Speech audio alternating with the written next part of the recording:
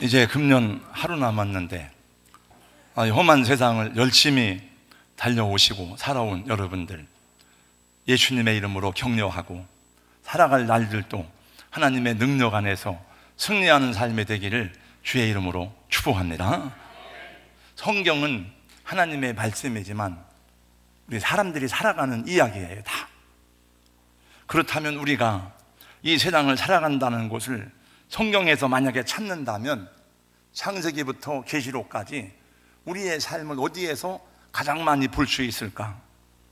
제가 오랫동안 성경을 읽어오면서 또 여러분들과 제가 살아가는 모습을 보면서 금방 느끼고 기억나는 것은 인생은 광야와 같구나 라고 하는 것입니다. 출애굽한 하나님의 백성들의 광야 생활은 곧 우리 인생을 가장 잘 보여주는 이야기 가운데 하나입니다. 이것은 현재 우리 삶의 체험이기도 하지만 영적으로도 광야 40년 것은 우리 인생으로 비유하기에 합당한 해석이 될 수 있습니다. 저는 성경 해석학을 전공했잖아요. 가르치고 있고. 틀리는 게 아니에요. 이스라엘 백성들의 광야 생활 속에서 감격과 환희가 있고 또 고통과 아픔이 배어 있고 또 슬픔과 눈물이 있었습니다. 광야에서 믿음과 순종을 배우기도 하지만은 그 속에서 배신과 불신을 경험하기도 합니다. 광야 40년 동안 하나님의 백성들을 인도한 사람은 다름이 아니라 모세였습니다. 모세는 하나님의 사람이라고 하는 수식어가 붙은 믿음의 사람입니다. 저쪽에도 고개를 들어서 저를 쳐다보세요. 이렇게. 여러분, 믿음은 저를 따라서 해주세요. 믿음은 들음에서 나며 들음은 그도의 말씀으로 말미암았느니라. 저와 여러분이 믿음 생활을 더 편안하게 쉽게 즐겁게 행복하게 하려면은 우리 안에 믿음이 자라야 돼. 믿음이. 근데 믿음은 들음에서 나고 들음은 그도의 말씀으로 말미암았느니라. 로마서 10장에 말씀했거든요. 잘 들어야 돼요. 할 수 있으면 저 위에 앉아 있는 분들도요, 위에 앉아 있으면 저하고 이 아이 컨택이 안 돼요. 또 잘 안 들려 이렇게. 그러니까 그냥 해도요 다 분위기가 다릅니다. 일부 예배가 다르고 꽉 찼을 때가 다르고 10명 모였을 때 다르고 200명 모였을 때 다르고 달라요. 그래서 저를 봐야 돼 이렇게. 그래서 설교는 귀로 듣는 게 아니고 눈으로 보는 거다. 그런 말씀을 종종 했습니다. 모세는 하나님의 사람이라는 수식어가 붙은 사람인데 그는 이렇게 기도했습니다. 주여, 우리에게 우리 날 계수함을 가르치사 지혜의 마음을 얻게 하소서. 내가 지금 몇 살인지 앞으로 살아갈 삶이 얼마나 남았는지 계산하는 지혜를 달라는 그런 뜻이죠. 오늘 봉독한 말씀은 모세의 마지막 장면인데 하나님의 사람 모세를 통해서 한 해를 마감하면서 한 몇 가지만 교훈을 배우고자 합니다. 첫째, 모세는 감사로 자기 인생을 마무리 지었습니다. 본문은 우리가 모세가 120살로 자기 인생을 매듭짓는 장면입니다. 모세는 꿈에도 그리던 가나안 땅을 바라보았습니다. 비스가산 꼭대기에 올라가서 가나안 땅을 다 바라보니까 감회가 새로웠습니다. 원래 비스가산 꼭대기에 올라가서 보면 모압 요르단 계곡 건너에 가나안 땅을 하나님이 다 보여주신 거예요. 이렇게. 모세는 80세의 부름을 받고 40년 동안 온갖 풍랑을 겪으면서 하나님의 백성을 인도해서 가나안 땅에 도착했습니다. 그동안 말할 수 없는 고난과 시험도 있었지만 생각해보면 모든 것이 하나님의 은혜였습니다. 광야 40년 동안 낮에는 하나님이 구름기둥으로 밤에는 불기둥으로 그들을 인도하시고 보호하시고 동행하셨습니다.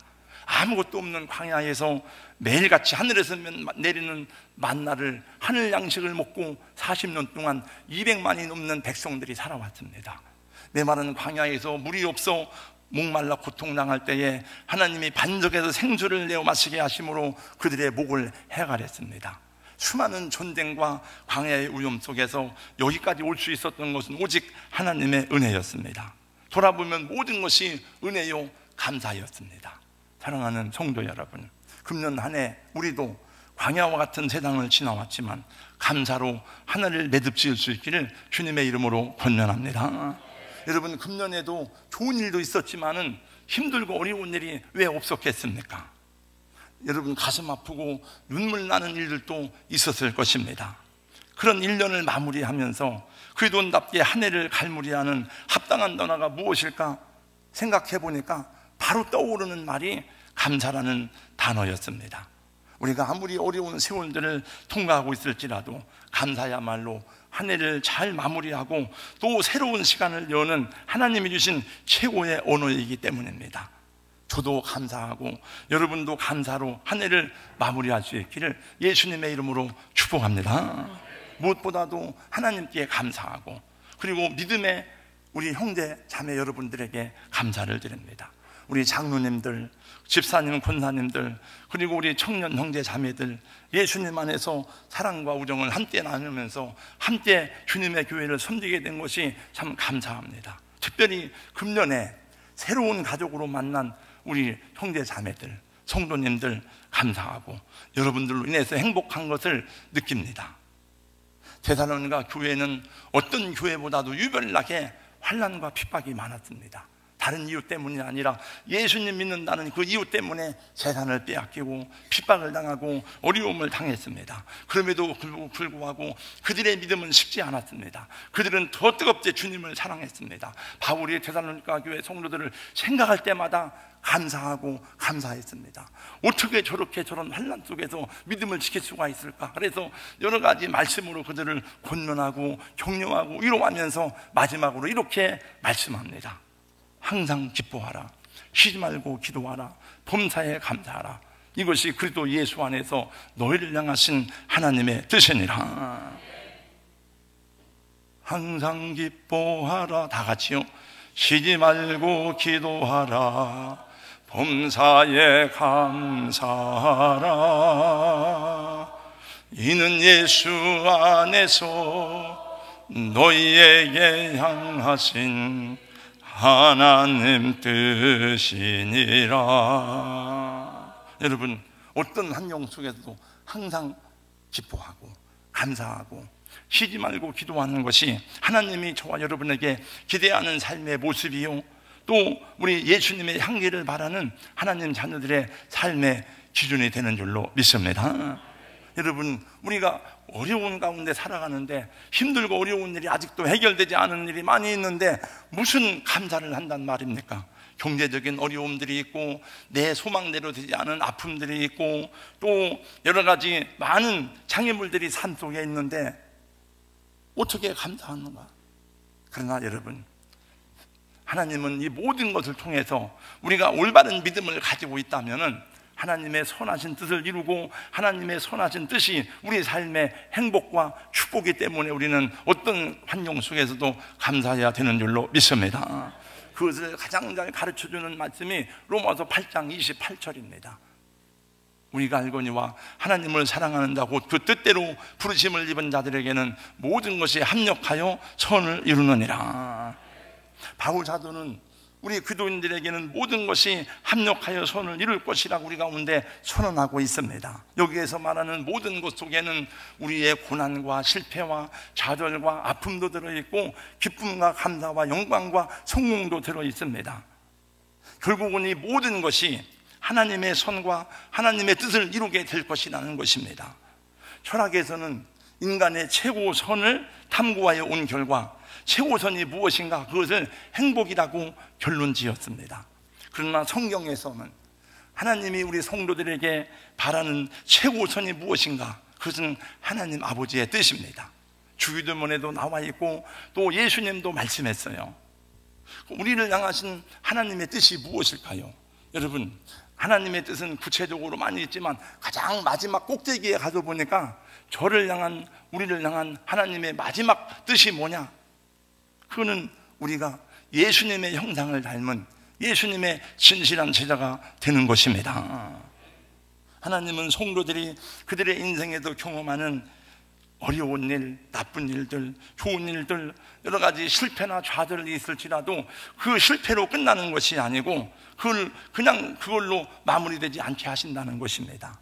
그러므로 우리는 이 모든 일에 감사하고, 이런 고난을 통해서 우리 하나님 우리를 빚어가시는 그 영광을 바라보면서 나갈 때에 어느새 우리도 모르게 더 많이 성장하고 성숙한 자기의 모습을 바라보면서 하나님께 감사와 찬양을 돌리게 될 줄로 믿습니다. 여러분, 어떤 환경에서라도 감사하는 믿음을 가질 수가 있다면 여러분 인생에 하나님의 기적을 경험하게 될 줄로 믿습니다. 여러분, 내 삶이 하나님 앞에 간증이 되게 하실 줄로 믿습니다. 다 같이요, 감사로 제사를 드리는 자가, 시작. 감사로 제사를 드리는 자가 나를 영화롭게 하나니 그의 행위를 옳게 하는 자에게 내가 하나님의 구원을 보이리라. 아멘. 두 번째, 모세는 하나님의 뜻을 겸손히 받아들이는 종의 자세를 가졌다는 것입니다. 모세는 출애굽의 영광을 체험하고 40년 광야에서 그 백성들을 이끌고 여기까지 왔습니다. 여러분, 그 어려운 광야 40년의 여정의 목적이 무엇입니까? 그 목적은 가나안 땅에 들어가는 것입니다.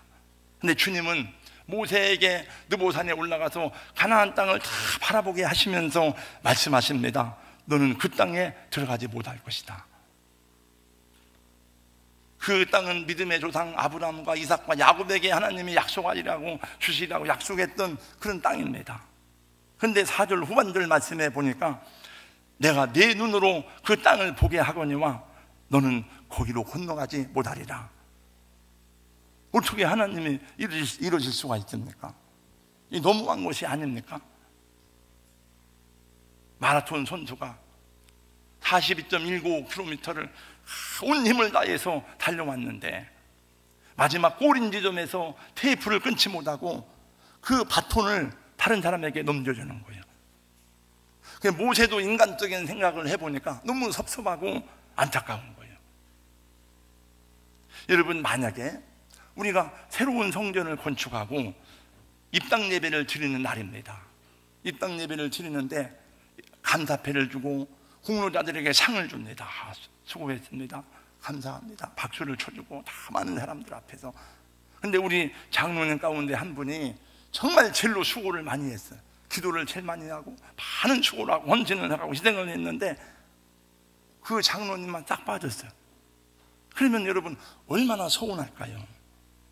근데 이것은 모세가 가나안 땅에 들어가지 못하는 것은 그런 정도의 서운함과는 비교할 수도 없는 안타까움이었습니다.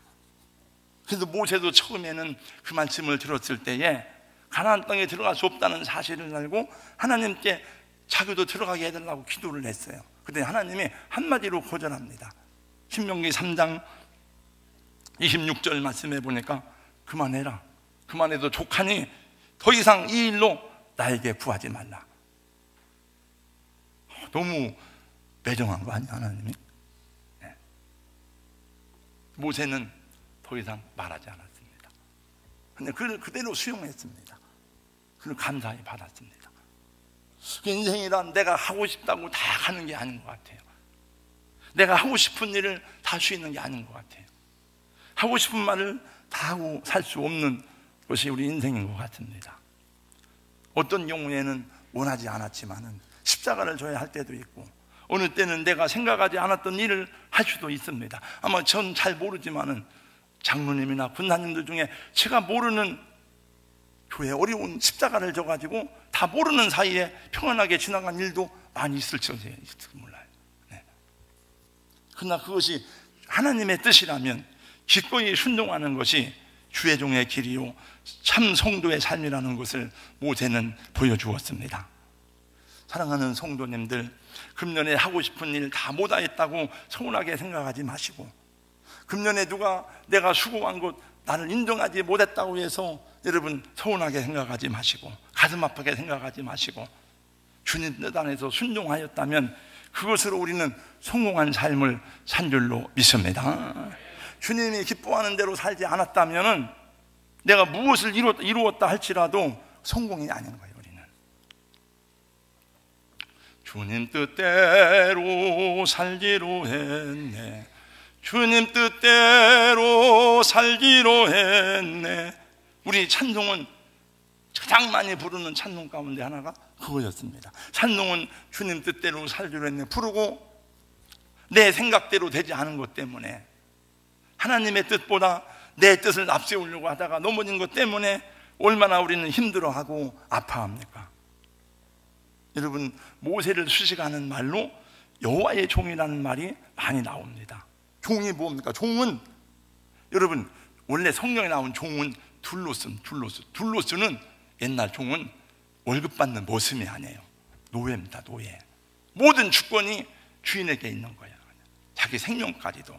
주인은 시키는 대로 하는 게, 종은 시키는 대로 하는 게 종이에요. 근데 모세는 정말 그렇게 살았습니다. 여러분, 한 해 동안 그렇게 살아오셨는지요? 그러면 잘하신 것입니다. 그 은혜에 감사하시고, 세상이 안 알아줘도 기뻐하고 주님께 영광 돌리시기 바랍니다. 그렇게 못 살아왔습니까? 그러면 저도 여러분도 회개해야 되죠. 회개하고 새해에는 더 종답게 살기를 소원해야 될 줄로 믿습니다. 제가 그 설교 중에 거의 물을 안 마셨는데, 지금 아직 감기가 아직 완전하지 않아가지고 입이 말아서 좀 마셨습니다. 누가복음 17장에 보면 예수님이 제자들에게 종의 자세에 대해서 얘기해 줍니다. 이렇게 말씀하십니다.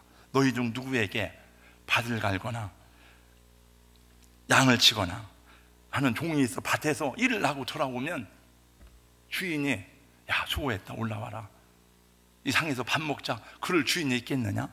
옛날 주인이 그렇다는 거죠. 야, 밥 차려라. 밭에서 일하고 왔는데 밥 차리라는 거예요. 밥을 차려서 주인을 대접하고 노니까 주인이 다 먹은 다음에 너도 밥 먹어야지, 그런다는 거죠. 그 후에 먹고 마시라 하지 않겠느냐? 그러면서 명한 대로 하였다고 주인이 종에게 감사하겠느냐? 그러면서 이렇게 말씀을 마무리합니다. 누가복음 17장 10절에 보니까 다 같이 읽습니다. 다 같이요. 시작. 이와 같이 너희도 명령받은 것을 다 행한 후에 이르기를 우리는 무익한 종이라, 우리가 하여야 할 것을 한 것뿐이라 할지니라. 아, 여러분, 이런 놀리는 말씀에도 아멘을 잘하시네요. 감사해요. 우리는 무익한 종이라, 당연히 할 것을 했을 뿐입니다. 그게 쉽지 않잖아요, 여러분. 저는 당연히 할 것을 했는데 성도들이 안 알아주고 대접 안 해주면 저도 서운한 게 있는데 그게 종의 마음이 아니죠. 해마다 연말이면 교회에서 봉사하고 수고하신 분들에게 감사하는 마음과 격려하는 마음으로 작은 선물을 준비해서 드립니다. 반주자들, 교사들, 방송사역자들, 찬양 봉사자들, 막 각 기관장들, 봉사자들이 많죠. 그래서 다 못 주니까 몇 사람만 대표로 주는데, 사랑하는 성도님들, 금년에도 열심히 수고하셨지만, 열심히 봉사하셨지만은 혹시 선물을 받지 못하여도 서운하지 않기를 바랍니다. 다시 말씀드립니다. 혹시 내가 열심히 수고했는데 왜 나는 선물을 안 주나, 선물을 못 받아도 서운하지 않기를 주의 이름으로 축복합니다. 다 아멘 했으니까 감사해요. 아무리 수고를 많이 하고 열심히 일하고 힘쓰고 애써도 교회에서 아무도 안 알아주고 상을 못 받고 또 칭찬을 못 받는, 박수를 못 받는 사람이 있어요. 누구냐? 그 사람은 제가 보니까 저도 어디서 배웠어요. 사모예요, 사모. 어느 교회에든 제일 일을 많이 하고 수고를 많이 하면서도 사모는 평신도도 아니고 교역자도 아니야. 그러니까 목사는 수없이 많은 상을 받고 박수를 받고 칭찬을 받고, 목사 은혜 받았습니다 막 그러기도 하고 또 대접을 받는데, 사모는 교역자도 아니고 평신도도 아니야. 수련회를 가도 선교회를 가도 사모는 똑같이, 우리는 다 면대받는데 똑같이 돈을 내고 가더라고요. 저희 누님도 심내교회 사모잖아요. 그래서 보니까 내가 얘기를 들어보면 불쌍해 아주. 성도들한테 치이고 목사님한테 야단 맞고. 제 아내는 어려서부터 교회 사역하는 게 사명이에요, 사명. 왜냐하면 어머니 뱃속에서부터 예수를 믿고 어려서부터 교회를 다니다가 반주를 하게 되고, 그러다가 또 아버지가 변화가 돼가지고 예수를 믿고 사명을 받아 늦은 나이에 또 목회자가 되어가지고 개척교회를 하는 거예요. 그렇게 하다가 또 이제 유아교육관을 전공하다가 신학교에 와서 보니까 맨날 채플 시간마다 피아노 치는 사람이 있는데 어린 학생인데 보니까 또 우리 자매예요. 그래서 또 저를 만나가지고 또 저와 같은 신랑을 만나서 또 30년이 넘도록 주의 일을 해왔습니다. 감사한 것은 그래서 우리 성도들이 개인적으로 격려하고 세워주고 위로해 주셔서 감사해요.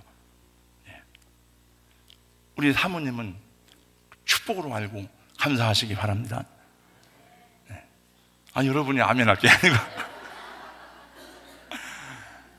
여러분, 저를 안 만났으면은 저 사람이 어떻게 전 세계를 비행기를 타고 다니겠어요. 감사해야 돼요. 전 세계를 비행기를 타고 다녀.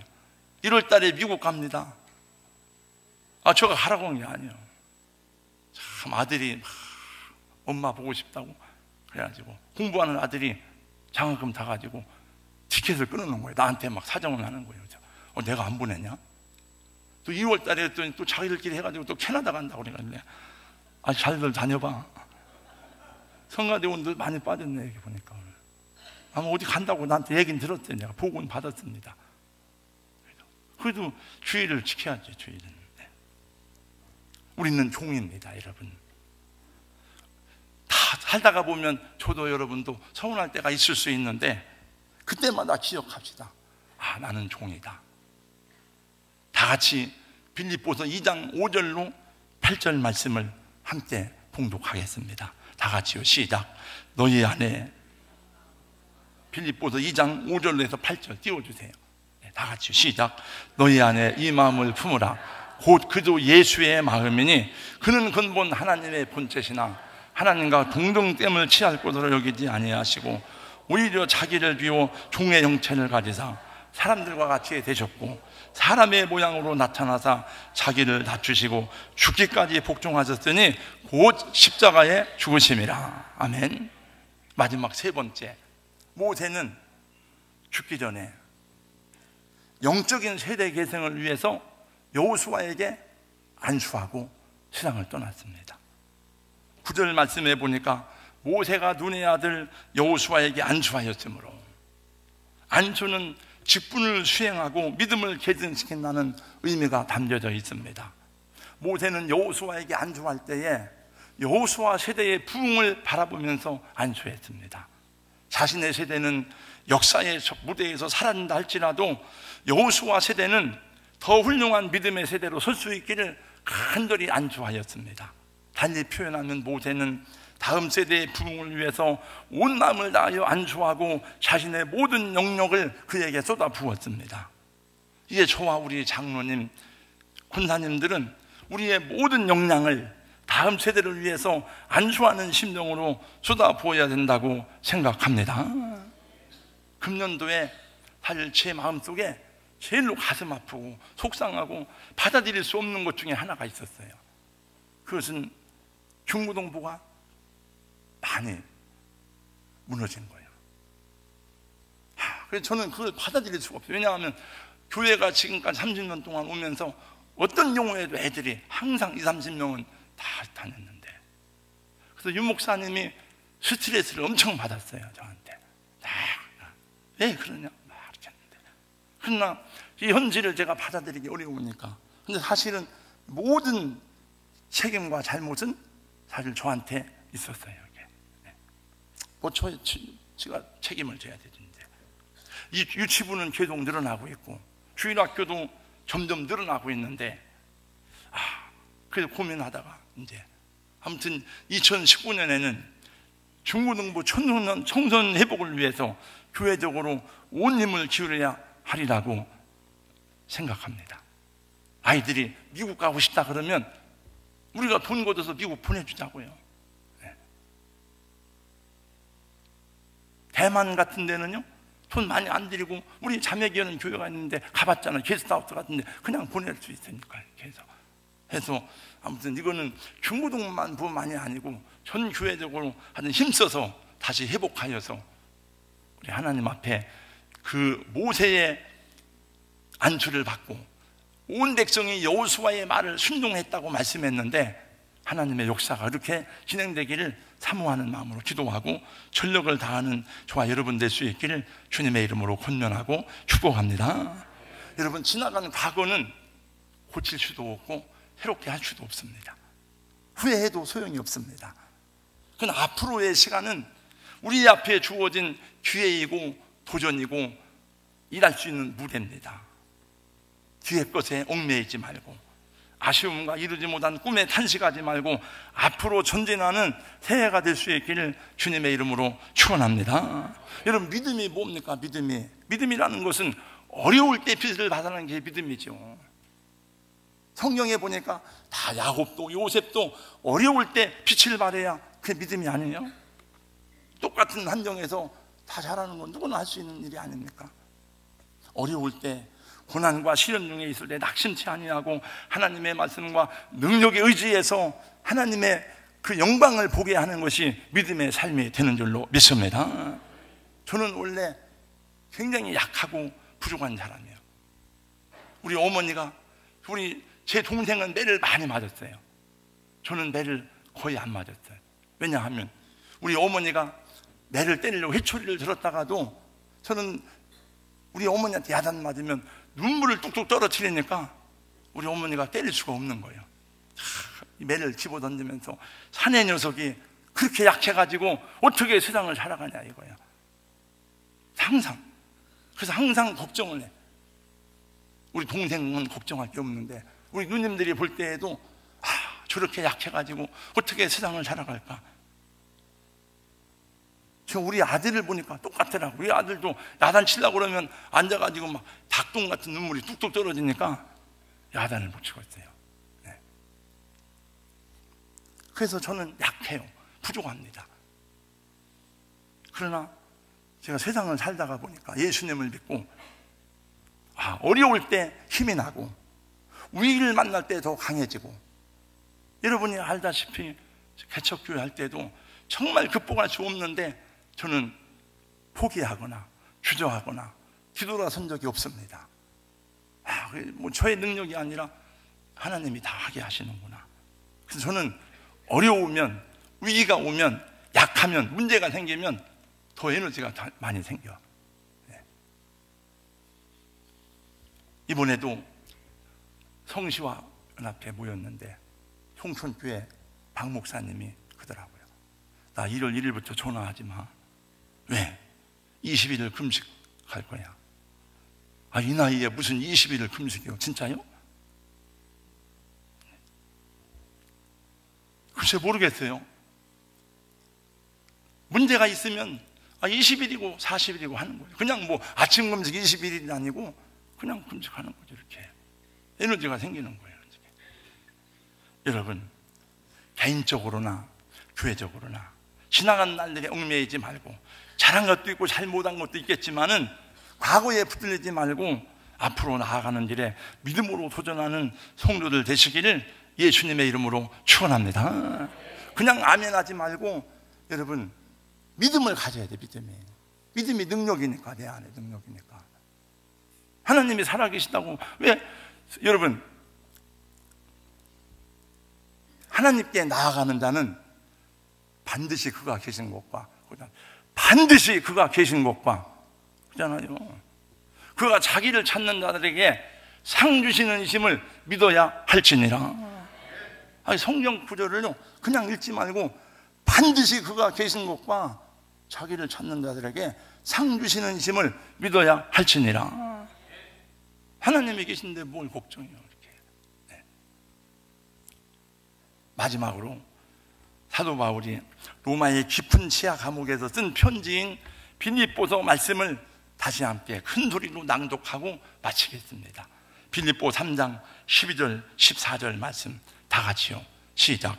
내가 이미 얻었담도 아니요 온전히 이루었담도 아니라 오직 내가 그도 예수께 잡힌 받은 그것을 잡으려고 달려가노라.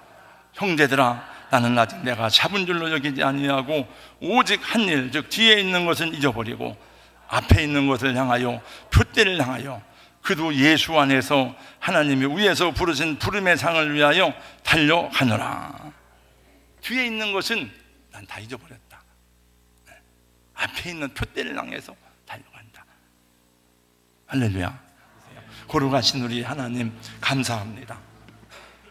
우리 삶의 환경이 어떠하든지 하나님께 감사의 제사를 드리는 믿음의 사람들이 되게 하여 주시옵소서. 하나님, 언제 어떤 환경 속에서 서운하다, 섭섭하다 말하지 않고 하나님의 일을 할 때에 종의 마음을 가지고 일할 수 있도록 부족한 종과 우리 모든 성도들에게 은혜를 더하여 주시옵소서. 하나님, 지나간 세월을 돌아볼 때에 후회스럽고 안타깝고 여러 가지 또 많은 아쉬움이 있지만 지나간 날에 얽매이지 않게 하시고 과거에 붙들리지 않게 하시고 앞으로 나아가는 믿음으로 도전하는 우리 교회와 우리 성도들을 되게 하여 주시옵소서. 바울 사도는 고백하고 우리에게 선포했습니다. 이제 오직 한 일, 즉 뒤에 있는 것은 잊어버리고 앞에 있는 것을 잡으려고 표대를 향하여 그도 예수 안에서 하나님의 위에서 부르신 부름의 상을 위하여 달려가느라고 고백한 바와 같이 하나님, 개인적으로 교회적으로 우리 앞을 향해 비전을 가지고 달려가는 우리 교회가, 우리 성도들 되게 하여 주시옵소서. 예수님 이름으로 기도하옵나이다. 아멘.